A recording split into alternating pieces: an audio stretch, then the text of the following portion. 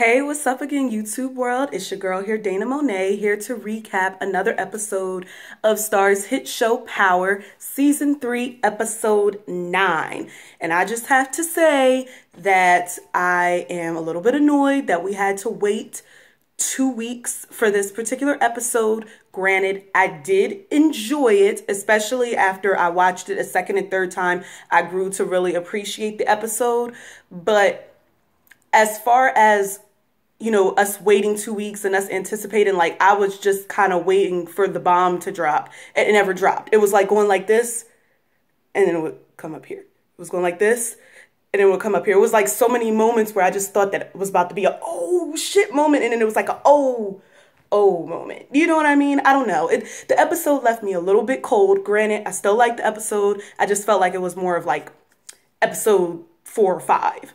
Instead of in episode 9, if that makes any sense. But it was still necessary. There was still a lot of key points that were divulged in this episode. And I'm really going to be analyzing a lot of stuff in this episode. So without any further ado, let's jump right into the review. All right, so we start off this episode with Ghost and Tommy, and they're in Ghost's office at the club.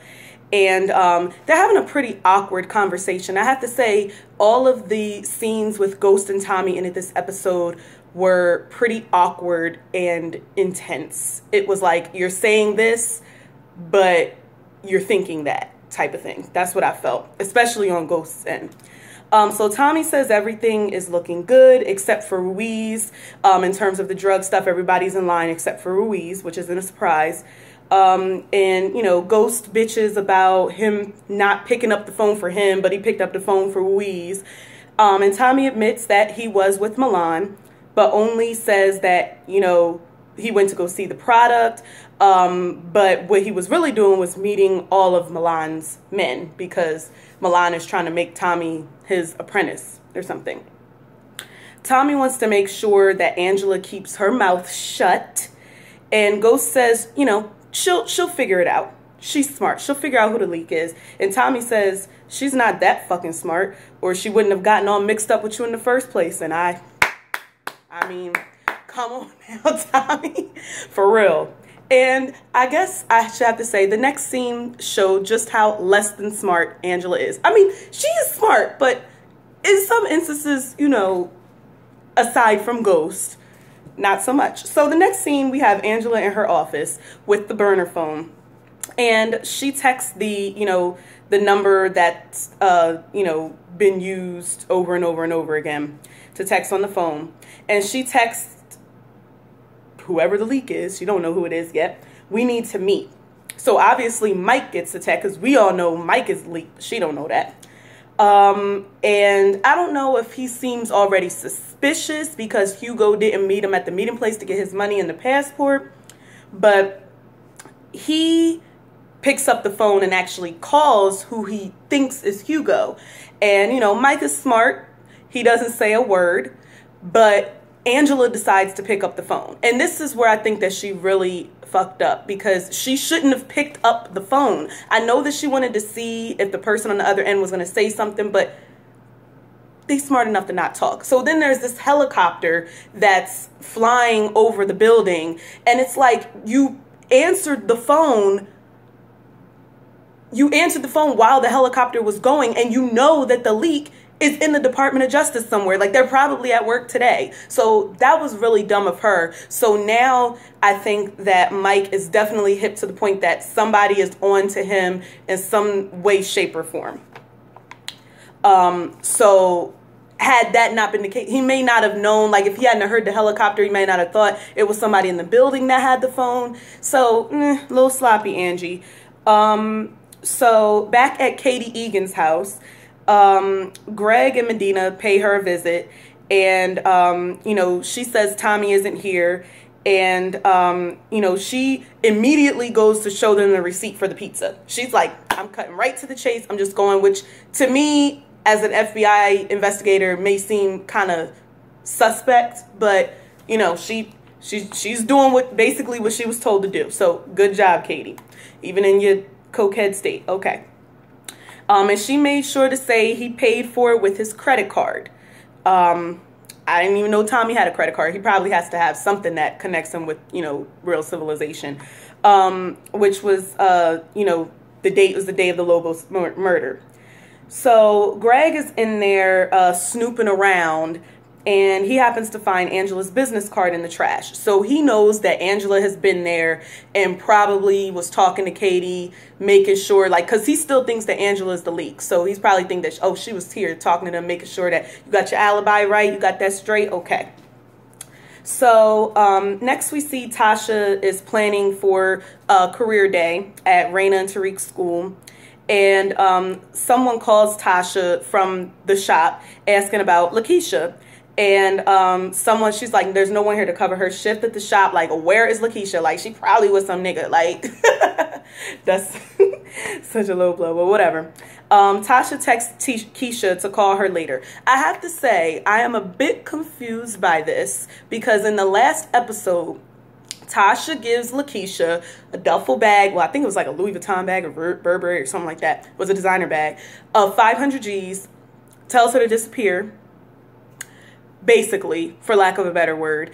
And then she tells her, I'll see you tomorrow. So it's like, how do you expect her to leave with the 500 G's and then still be here tomorrow? Like, she kind of did what you told her to do with leaving. And I just don't know. I mean, I'm confused. Somebody help me out, because Tasha was kind of confusing me with her actions in this episode. But she redeemed herself. But I was just a little bit confused with that. But I digress. Now we see Dre shows up at Tasha's house to see Tariq. So this is the first time Dre has been in the big penthouse that we see. So Dre tries to vaguely warn Tariq about Slim, aka Kanan, but doesn't really give him any valuable information. He just tells Tariq, I'm your friend first.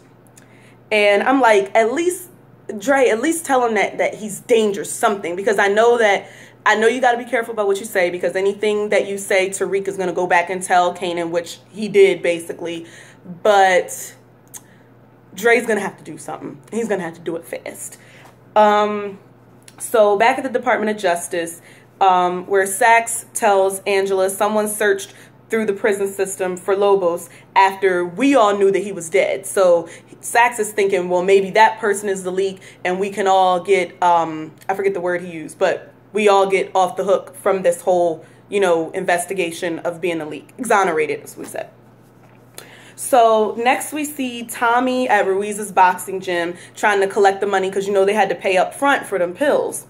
And Ruiz only has like 2 stacks in there. And Tommy is looking like, what am I supposed to do with this? You expect me to give this to Milan? Did you see what he did to Chin at that meeting? He will do that to you. Like, who do you think that you're dealing with? Like, Ruiz must think that he's God. Me and Tommy are just like, what this man's problem? I don't know. If that was me, I would make sure Milan had all of his money. So,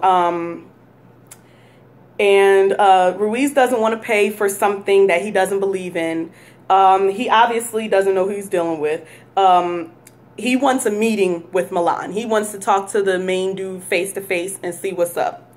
So when Ruiz leaves, Tommy asks Pancho, what do you think about this whole pill thing? Pancho basically says a drug is a drug is a drug, and people want to get high regardless. So, Ruiz needs to keep up with the times. It's going to be new stuff that are going to get people high, all the time. So Ruiz needs to take a chill pill.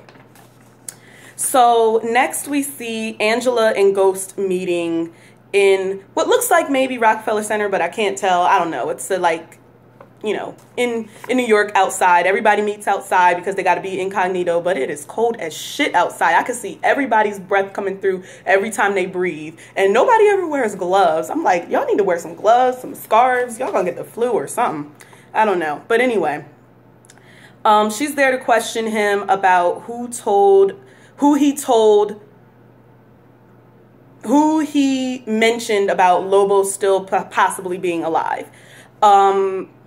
After she told him. And I quickly realized that, okay, it's Proctor that he told her, alluded to the fact that Lobos was still alive. And then she realizes it.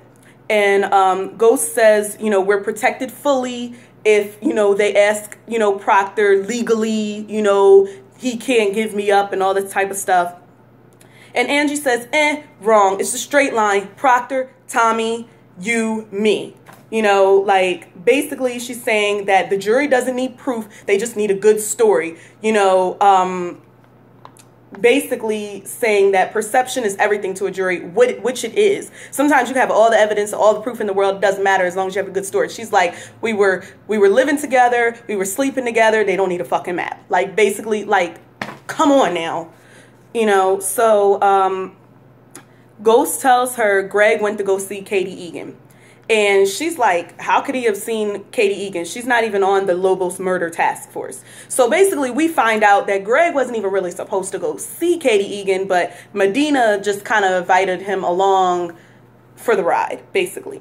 He allowed him to go with him. So Ghost asks Angie, do you trust him?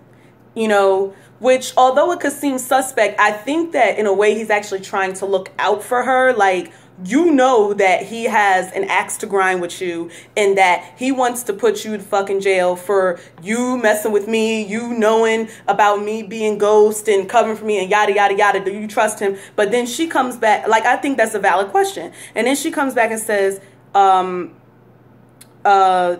relationship with Greg is none of your business. And at this particular point, I don't necessarily think that Ghost cares about, you know, if they were fucking or whatever the case may be. He just wants to know if she knows Greg well enough that he won't rat her out. Which clearly she doesn't, because he would rat her out in a hot second for something that she didn't do just to get her for all the other stuff that she did. So he's kind of low-key trying to warn her, like, when he's... Let me continue, because Angie, she just don't get it. Okay, so she pretty much despises Ghost at this point, from what I can tell, and acts like she wants nothing to do with him. And I'm like, you gonna totally be crying when that when that nigga end up unconscious in the last episode. I'm trying to tell you that I just feel like he's gonna be on the brink of dying. Okay, but he's not gonna die. We know that, but I'm just saying. So I'm basically just like, okay, so she hates his guts. Great.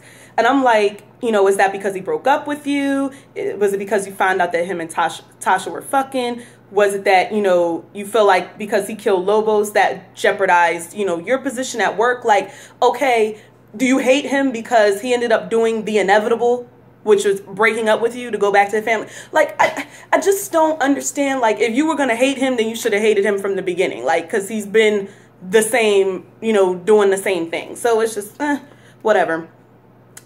Anyway, and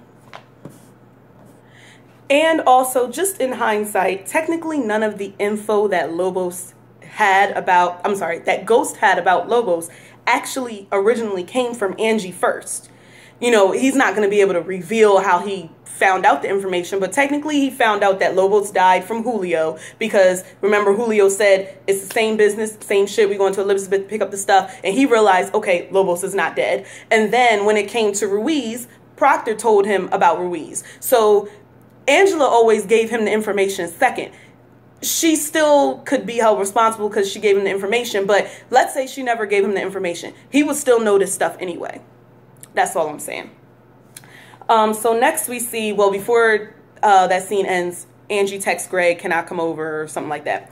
So Angie goes to Greg's house, and they talk about James's alibi, and she finds the information that Ghost said is confirmed when he says he did visit Katie Egan. And, you know, he says he didn't want to believe St. Patrick's alibi. And when he went to go see Katie Egan, she asked, you know, well, what did she say? And he was like, I don't know. She was talking about some pizza. I don't know what that woman was talking about. She crazy.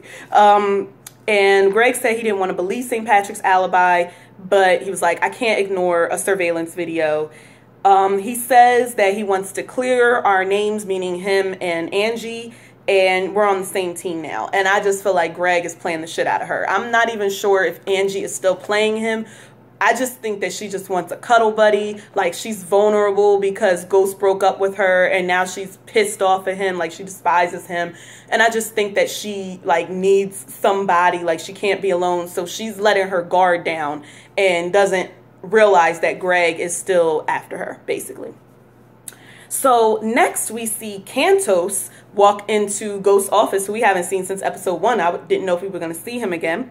So he's now working for Andy and Albie at the club across the street.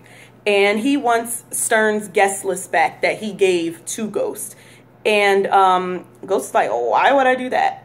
And he's inviting him to the party. Basically, you know, after Karen Bassett and Andy and Albie sealed the deal, they are throwing this party, this community party. And like, since you're a part of the community, you can come too. And Cantos threatens Ghost and says, I could have said so much about you. And I'm like, what does Cantos really know about Ghost? As far as I'm concerned, I don't ever think he knew anything about Ghost's criminal activity as far as being a drug dealer. So, like, what do you even have on him? Like, I don't know. Like, what does he know? And how did he find out? That's all I'm saying. Unless, you know, he had a talk with Greg or something at some point. But I don't believe that that's the case. So then Ghost calls Julio, who's at the club. We think it's Ghost Club, overlooking the people selling the pills because, you know, Milan wanted the drugs to be sold in the club. So next we see Greg goes into Angie's purse and finds the burner phone. I'm like, Angie, you're slipping again. First of all, why you leave your purse on the couch? Second of all, why you leave the burner phone in there? Like, if you got evidence like that, then you need to be having that glued to your body. Like, that is very important evidence. And he's already suspicious of you. So why are you just leaving that all out in the open? So, you know, whatever. So Greg takes a picture of the serial number on the phone and tries to do it as fast as possible because Angie is coming out, and he plays it off like he's drinking water. And, you know, she said something about, you know, I thought you were gone. I'm used to people disappearing in the middle of the night. And she talking about ghosts because that nigga always disappearing. So Tommy and Milan are in the warehouse, and Tommy says, you know, Ghost asked me where I was at the other night, and I told him I came here. And Milan tells Tommy, he asked you because he knew exactly where you were. He knew exactly where you were because one of his guys saw him following you. So basically Milan is alluding to Tommy that he's playing you again, basically. Milan says, from this point forward, I'm holding you responsible for his actions. And if you can't keep him in line, it's back to the pit for you. And I won't stop my men this time from killing you, basically.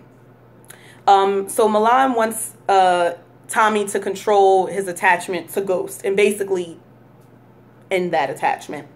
Says attachments are bad for business if you want to stay alive.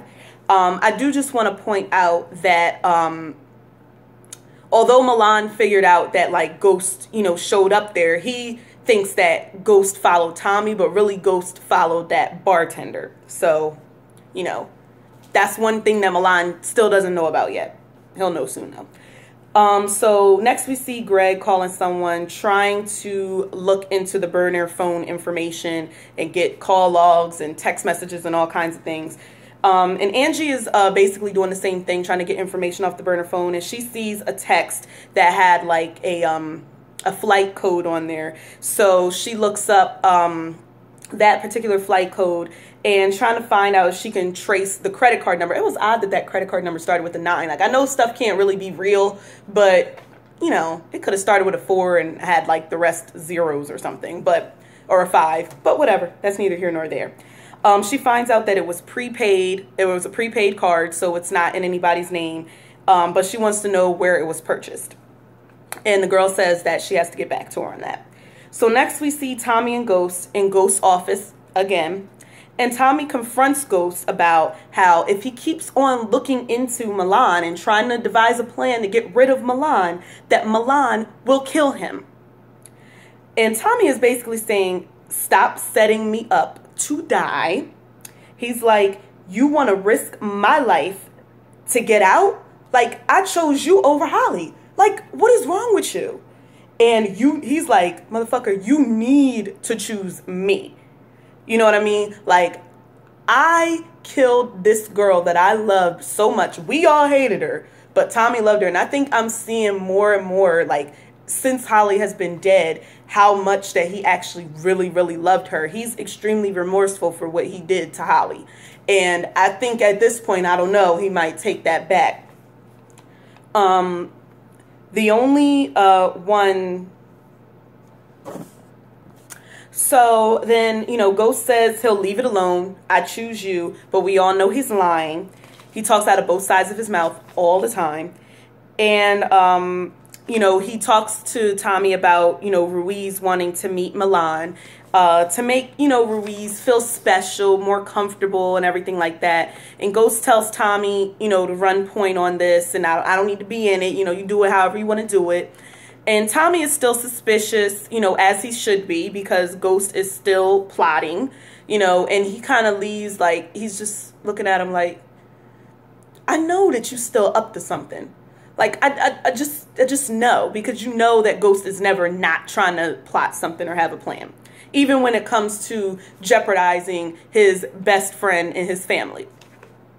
So then when Tommy leaves, he texts Ruiz, saying meeting is all set, you can make the call. So we didn't see, like, exactly, Ghost talking out of both sides of his mouth, still plotting. So next we see Dre meeting with Kanan at a bar and tells him that, you know, Ghost isn't good with this Milan and they pushing pills or whatever. And Kanan is like, I don't want nothing to do with them while he's working with that Serbian motherfucker. Like, once he's out of the picture, then I'm going to reclaim my shit. And I'm like, Kanan, you're going to be waiting for a long time, because Milan ain't going nowhere unless maybe he's in the warehouse and somebody bombs it or something like that. That might be the only way to really get rid of Milan. Be a nice little cool twist. But I think Milan is going into next season. So then Kanan says, oh, Tariq said what's up. And Tariq, you know, obviously is telling, you know, Slim, aka Kanan, everything that Dre says. And Dre asks, you know, what he was doing with him. And Kanan says, you know, if I was going to pop the little nigga, don't you think I would have did it already? And yeah, he would have. And Dre asks him what he means by teaching Ghost a history lesson. And Kanan says, you'll know what I want you to know. And Kanan looks him up and down like, what, you want to try me, motherfucker? Like, for real, like, he gave him, like, the scariest look, like, you better stop checking me. Like, you think you going to tell Ghost about this? That I've been hanging out with his son and you knew the whole time? What you think he going to do? Like, boy, bye. He's like, basically, Kanan says, you have no options. You've chosen me. You have no lives left. You're dead. I'm like, Dre, you better start thinking of a strategy. You need to figure something out, homie. You need to do something, because stuff is like boiling up. All right, so next we see Greg and Ruiz in some dingy bathroom in a restaurant of some sort. And Ruiz states to Greg that he has a meeting with Milan. So he just said Milan's name like all like casually and stuff like that. I'm like, does Greg even know who Milan is? But Greg still doesn't give a fuck about Milan. He still wants to get Ghost, aka James St. Patrick. I'm like, Milan is ruthless and eats motherfuckers, kills motherfuckers and eats them for lunch. So you care so much about Ghost. Okay. All right. Let's see how this works out. So Greg gives Milan. Greg gives Ruiz this recording device. It's basically a button. And it's virtually undetectable. So if you search or get scanned, you can't really tell that it's there. And Ruiz says, if they find this on me, he won't make it out of there alive. And Greg is like, well, you better make sure that they don't find it.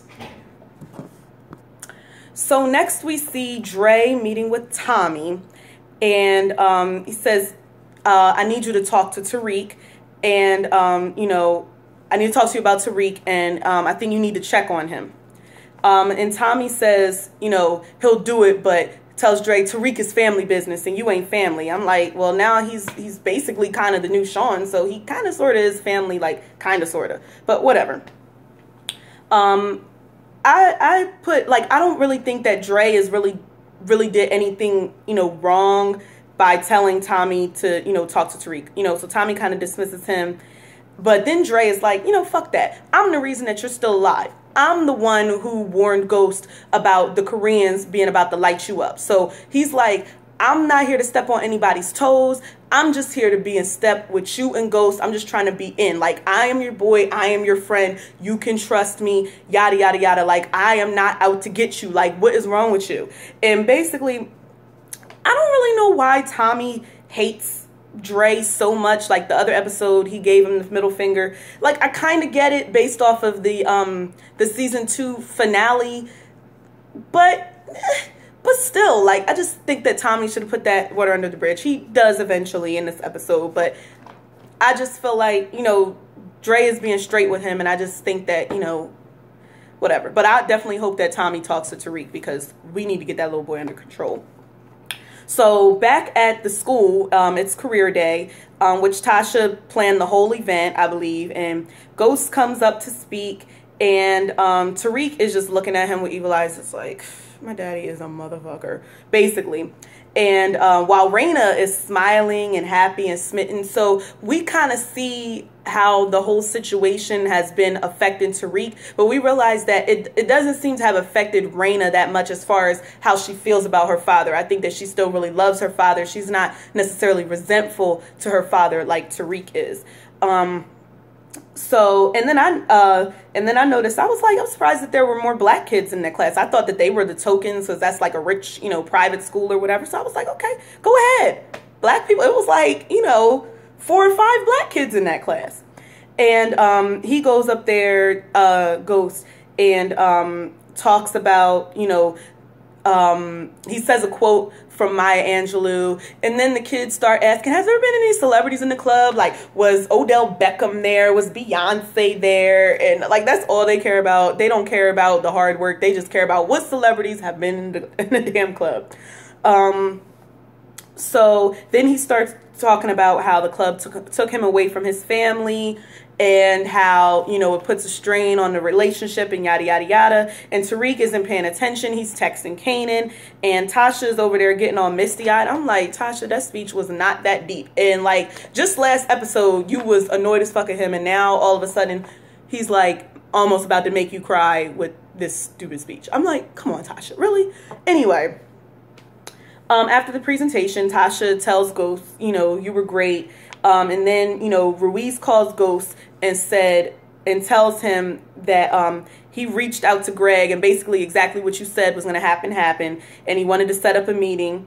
And, you know, he's like, he handed me a recording device, and Ghost says that him and Tommy cannot be incriminated on that recording in any kind of way. We cannot be on that tape.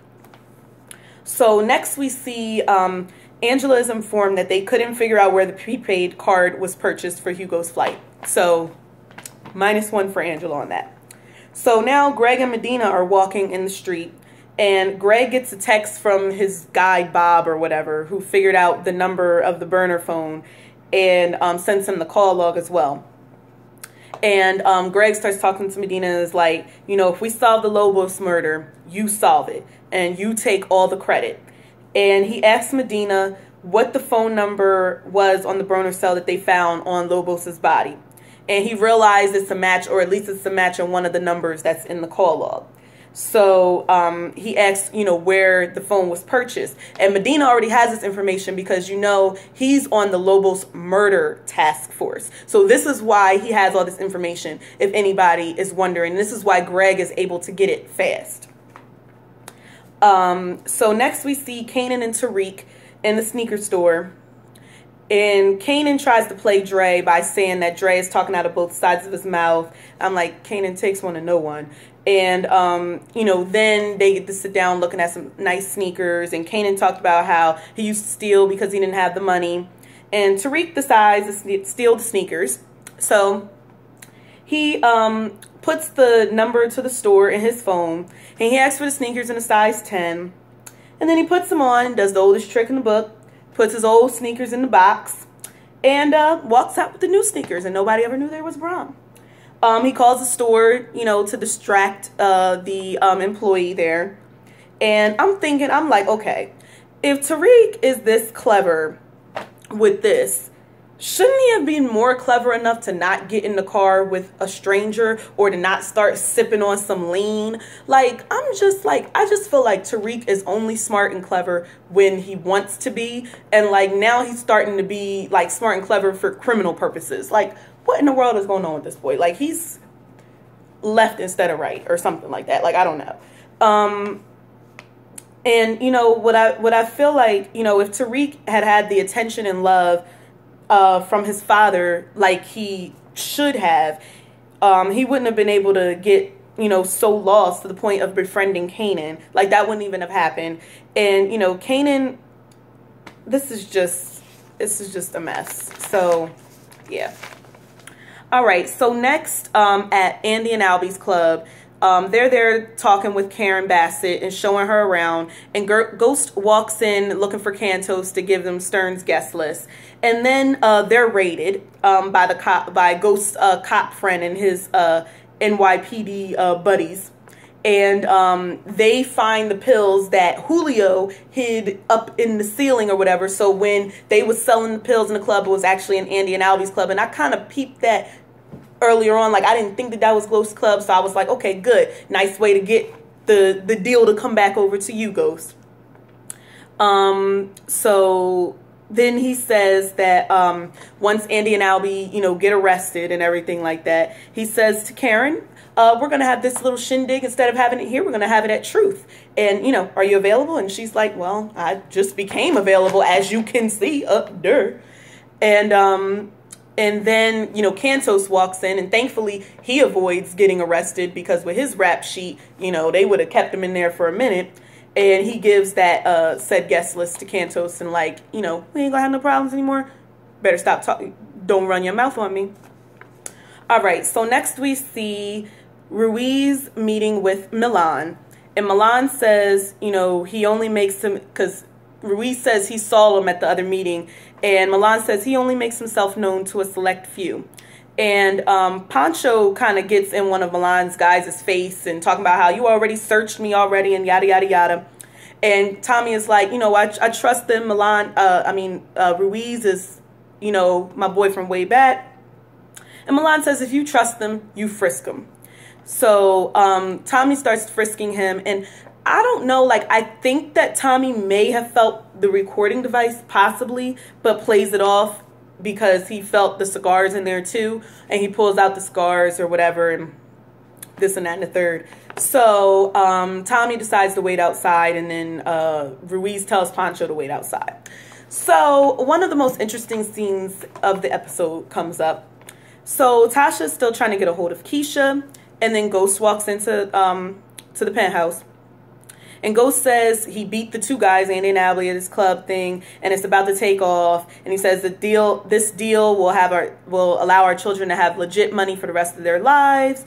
And Tasha gives him his props on the club thing because she really didn't think the club stuff was going to amount to anything. And Ghost compliments her on the career day, and she asks if he meant what he said to her about the career day. And she says, you know, she's glad that he found a way to get. And she says, you know, you got it all figured out, don't you? And he says, you could say that. And I'm like, Ghost, you are so far from having it all figured out. It is like not even funny. Like, don't even let me get this started. You know, like, you think you know everyone's agenda. And Tasha tries to go to bed, but then Ghost kisses her, and I'm like, no, Tasha, no, let him kiss you. So, and then of course they proceed to have some extremely passionate sex. Like, they are in love, like husband and wife in love, like they are newlyweds. And I'm like, this is how y'all got them kids. You know, even in the first season, I didn't see them, you know, have like real passionate love like that. Like when they're having sex or whatever. And I did have a feeling that they were going to hook up again, like before the season even started. Like, I was just hoping that Tasha wouldn't do it. So she's like, I'm going to give you the best sex that you ever had. I'm like, Angie couldn't do this. And Ghost is loving it. He was like, oh, yeah, this is one of the things I remember why I loved you so much, because you know how to put it down. So, Tasha's like, thinking like all confused, like, what did I just do? Like, he tells her, Ghost tells her Ruiz is helping him to take out Milan. And Tasha's like, are you sure you can trust Ruiz? And, Tasha says, you need to be careful with this plan. So she's kind of warning him again. And Ghost says, it's already in motion. And, Ghost is like, he's ready for round 2. And she asks, what will the kids think you waking up here in bed with me? Like, you need to go back to the office and sleep on the couch. It's not us getting back together, is it? So I'm like, does she still kind of want to get back together with him? Like, is she playing a game? Like, I was really confused with Tasha at this moment. He says, you're right, and then he leaves the room. And then Tasha calls Tommy to let him know, Ruiz is involved with the plan to take out Milan. She tells him, Milan told her if Ghost doesn't stop plotting, that he'll kill her and the kids. She tells Tommy, you need to figure out what he's up to and stop him before it's too late. And Tommy is like, this nigga's still plotting. Ugh. He's like, I got you, T. And which further leads me to believe that I don't really feel like he killed Keisha, because I think he cares too much about Tasha to do that. I began to think, like, I basically think that was strategy sex on Tasha's part. Like, she enjoyed it. Like, don't get it twisted. But I do think that it was strategy sex. And it's almost like she kind of has him in the palm of her hand now, I think. And with her facial expression, she and Tip Ghost off to nothing. So he don't know nothing except for that, he got some good. Like, that's it. He doesn't know that she's basically plotting against him. It's like, if it comes down to it, if it's me and the kids or you, I'm choosing me and my kids. Like, that's what I have to do. You clearly aren't choosing me and the kids because you keep on plotting when Milan already said that he's going to kill us.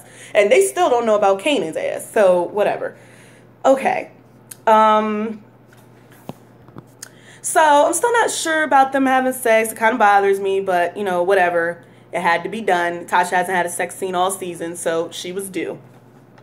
All right, so then we see Sax come into Mike's office with info from the NYPD that one of Lobos' henchmen are dead, and, that's Hugo. And he realizes that, someone still tried to call him after Lobos was dead, like, and that would be, the leak. And Mike starts thinking, well, if Hugo died a couple of days ago, then who was texting me earlier today or yesterday? I don't know if it was the same day. I think it might have been the previous day or something like that. So Mike already knows it was something else up. When he was already suspicious, but now he definitely knows there's something up. And Sax says, he can't be a witness now, unless we find out where he's staying.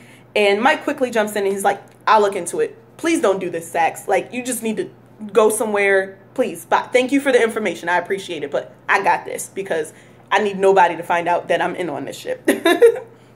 I need to cover my ass. CYA. Yeah, cover your ass. Whatever. So next we see Tommy sees Ruiz's man come from the meeting. And, no. Ruiz and Milan are coming from the meeting. And Ruiz is all happy. And I'm like, I'm surprised that Milan didn't just kill him.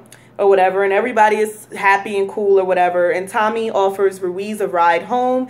And this is when I knew that Tommy was going to kill Ruiz. Like, Ruiz was bound to die once he came back onto the show. I'm like, he's dying this season.